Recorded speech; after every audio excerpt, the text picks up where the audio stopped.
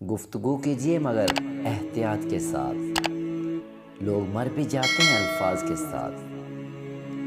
किससे इतनी नफरत न करो कि कभी मिलना पड़े तो मिल ना सको, और किससे इतनी मोहब्बत न करो कि कभी तन्हा जीना पड़े तो जी ना सको।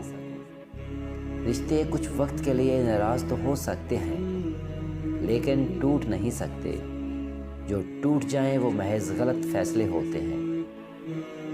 ये जो हालात हैं मेरे, एक दिन सुधर जाएंगे, लेकिन बहुत से लोग मेरे दिल से उतर जाएंगे।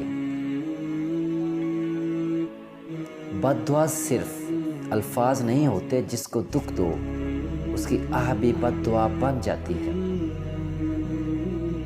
और रब बहुत इंसाफ करने वाला है। हम जो करते हैं वो कभी हमें गलत नहीं लगता, जो दूसरे करते हैं वो हमें सब गलत लगता है।